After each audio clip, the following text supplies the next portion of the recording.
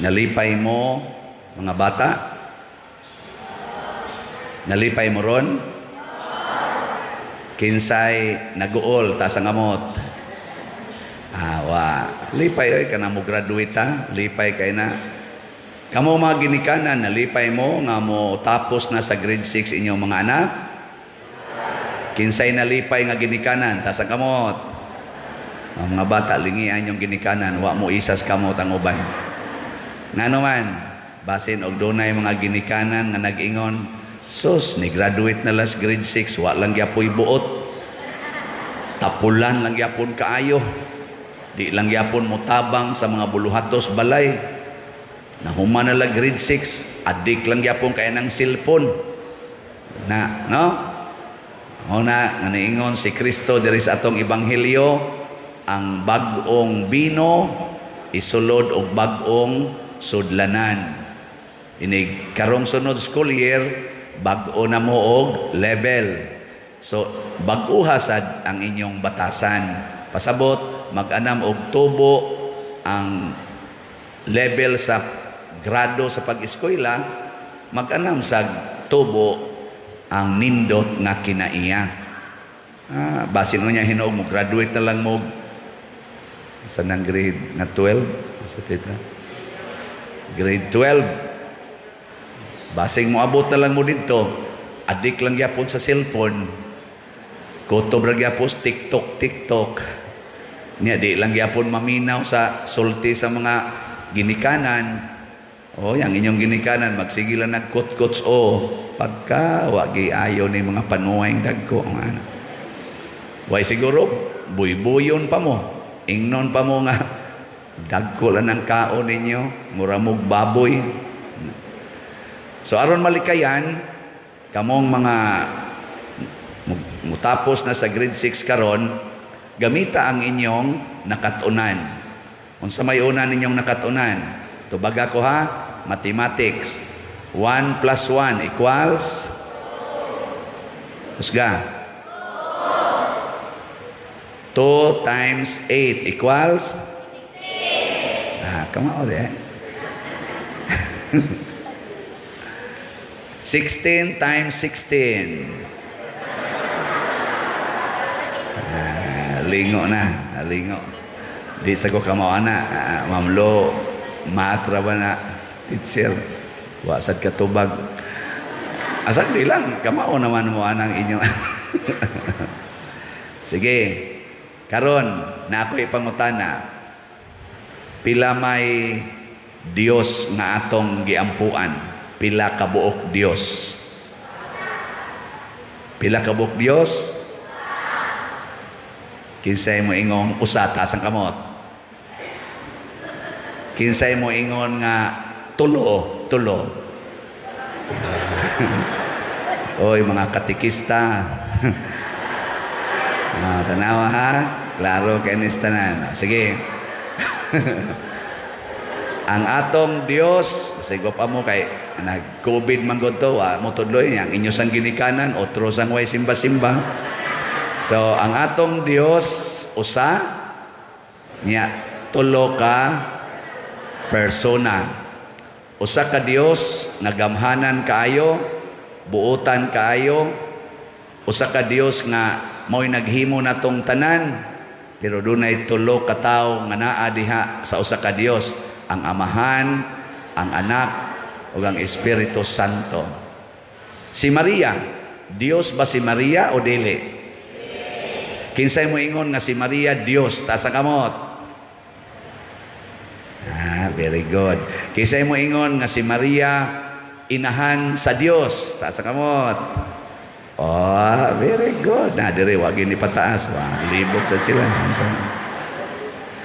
Kinsay mo ingon nga si Maria akong inahan, taas ang kamot? Lawa na ini pataas tulo na lang kabuok. Si Maria atong inahan, kay si Maria inahan man ni Jesus nga mao ang ikaduhang persona sa Dios. Nya si Jesus niingon man, kinsa tong magpabunyag sa akong ngalan, mahimong anak sa akong amahan. Mo na nang mga zitag, our Father, amahan namo. So ato pa igsuon ta ni Hesus. Nya kay si Hesus anak man ni Maria dinhis kalibutan. Akitang tanan mahimo na santang anak ni Maria. Na siya. Usbon ako ha, kinsay mo angkon nga anak siya ni Maria, tasang kamot. Huy, mga ginikanan, di mo mangangkon diya. Mga ginikanan. Di mo gusto. Ang katong dili anak ni Maria, anak sa demonyo. Kaya kana si Maria ug ang yawa, sige na silang away dinis kalibutan. Ang yawa, ang iyang naong dinis kalibutan, bitin. Mao na si Maria, iyang giyatakan ang o sa bitin.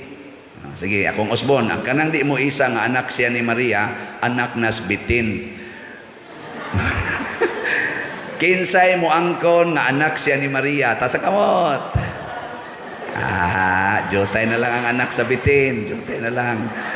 Very good. Ayan lang na. Nya kamong ni angkon nga si Maria inyong inahan, paminaw gyud mo ni Maria. Diri sa unang pagbasa, ang propeta nga si Amos nanagna nga moabot ko nung panahon nga magbaha ang lamiang bino ug daghang pagkaon. Basta mo anha ganitang Maria, musunod ta niya, nya mutuman gid ta sa sugo ni Maria isip atong inahan, magbaha gid ng kaayuhan sa atong kinabuhi. Wala ka nang hahanapin pa. Nya kinsa man ning mga tao nga mosunod ni Maria, kanang inigmisa maminaw gyud. Pero kanang magsigig tabi, sigig lingi-lingi, mga anak nas bitin.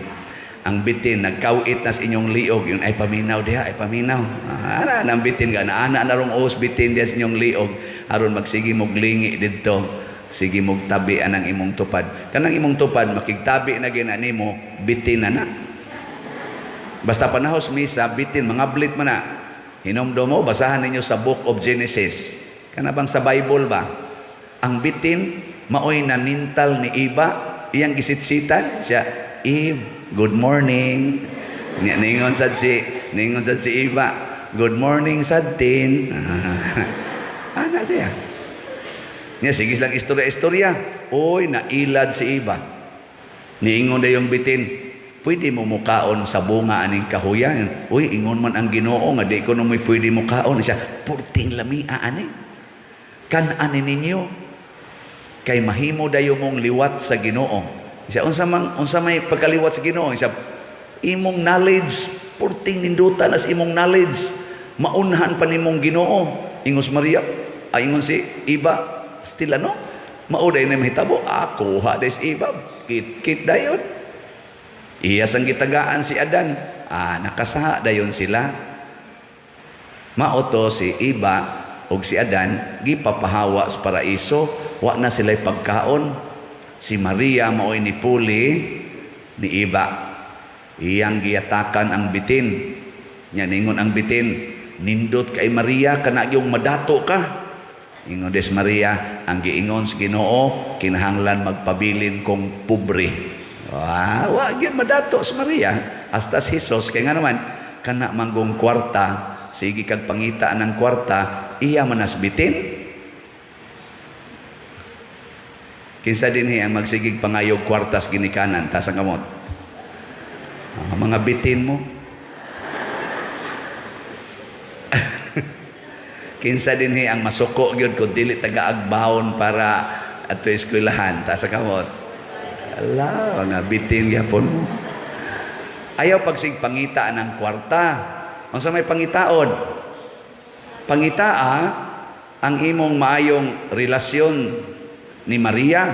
Nga naman, kay si Maria, tuburan sa tanang grasya.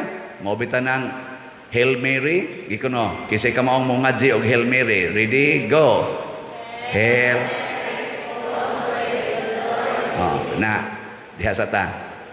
Full of grace. Unsam nang grasya? makaayo na to, apil na dihang pagkaon, kwarta, good health, good mind, intellectual capacity, apil na ng imong naong. Lingian na imong tupad, unsa may naong ana, grasya o disgrasya? Usahay ra ba sa ning mga ginikanan ng ilang anak, sige hagsaway. Naong nimo, bati na imong naong. Murag yung kinsay gahimo. So, ayaw ha, why sinawaya is naong? Kaya nga naman, ang atong naong, grasya gini. Pag-graduate na ako sa elementary, wag yung ko'y nakatunan. Kaya 14 na kong bugua. Dito ra ko gibutang sa garden. Sugod kong eskwela, 1971, grade 1. Nahuman ko, 1979, sa grade 6. Kay bright man kay ko. Sige lag ka zero. Sige lag zero. Unyag, di man masiro. 1 to 100. Lipay na kay kong kakuha kong 20. Ana. Pero, sige kong rosaryo. Sige kong apil sa Legion of Mary. Sige kong simba. Ngadtos kapilya, magrosaryo, kalima, usa ka semana. Apil na meeting sa Legion of Mary ini ka Domingo. Miyerkules, Huwebes, Biyernes, Sabado, tuamis kapilya, magrosaryo, apil gyud ko ana. Nya kuyo ko sa mga iyaan. Nya ini ka Domingo mag-meeting mi sa Legion of Mary. Kalima gyud. Nya sige sad ko ampo sa Ginoo. Maotong naka-proceed jud ko og high school. Dito ko eskwela sa CIT. Nya ningon ko sa Ginoo kay 1979 ang akong edad ato kay 16 years old. Nakaingon ko sa Ginoo nga tabangi taon ko ani Lord kay bugo ra ba kay ko basig mausik ning akong gasto sa high school nya, mangarga pa ko ngadto sa bukid, manguling pa ana, mamutos anang mangga, kuan gyud trabaho gyud anang panahon na. Oy, ang mahal nga birhen may kay na siya, iya din kong gitagaan o grasya, ning kalit lang kog ka bright. Kinsay mga bugo din ta sa kamot, ano nga bugo gyud ba? Ana, sige, congratulations. Kinsay mga bright din mga bright kana, sige lag ka honor. Ta sa kamot kana bang mga honor ba kana bang mga labaw-labaw sa klase pulos day mo bugo di mo na na ato yung suoron si Maria kay pag suod na ko ni Maria so pag high school pag first year pa lang nako apil din ko top 10 sa among klase pag first grading top number 3 sunan gana moto sigihan ako nilag tawag pag high school nga ubod bright nya dito sa grade 6 Siano Bugo. Pag abot na sa high school ubod uban pa Tagalogon pa ubod ng talino. Saan mo kasabot ana so o niya graduate din kong high school ako mo'y 5th honor. Mga 500 mi ato kabuok kapin siguro. Ako'y appeal ko 5th honor oy. Ako pa'y court commander sa CET. Tapos nindo talaga ato daghang kay kog uyab atong panahon na. Okay. Kamo dia pangko ano mo bisag ingon ani ra ni akong naw basta naagi mailad eh. Nya proceeding ko college, eskwela ko dia sa UC, CCC Panasuna, Cebu Central Colleges. Graduate sa ko diha og accounting. Magna cum laude pagyud ko. Asos. Grabe lagi ato. Hibong ako mga classmates sa elementary ngano kunong na bright ko. Ako nagpabilin kong bugo. Pero kay naa may mahal nga birhen nga suod kay Ginoo nga maoy tag-iya sa tanang grasya, nakigsuod man ko niya, mao nang sige lang gyud ko ka progress. Karon, unsa may sugo sa birhen, magsigig duwa sa computer o cellphone, sugo na sa birhen dili. Kusga. Kanang magrosaryo, sugo na sa birhen. Kanang mutabang sa mga ginikanan. Sugo dili. Kanang magkusmod ang naong kung pahugasos plato. Sama na. Sugo dili. Kanang mag-uyab-uyab. Sugo dili. Sugo na. Sugo na. Love good na. Love. Pero kanang manag-uyab nga magsigig, agbay-agbay, hikap-hikap. Sugo dili. Dili na sugo. Ang uyab pagani magtinanaway rana, istorya-istorya, way hikapay. Inig human nagkasal, ighumagkasal dire, hinikapay na yon. Pero ighumagkasal, wa gani kasal ay gyud pahikap. Una kamo mga bata, padong na ra ba mo manguyab ang uban ninyo tingali na sa ginagmay tapsing-tapsing ana. Kanang ay pahikap. Kamo sad nga laki aron munindot inyong kinabuhi ay gimong panghikap sa inyong uyab, basta uyab. Bisan ingnon pa mo aning nila nga hikap good kaayaw kay masoko sa Mama Mary ana. Pero inig humagkasal kumbati dayon.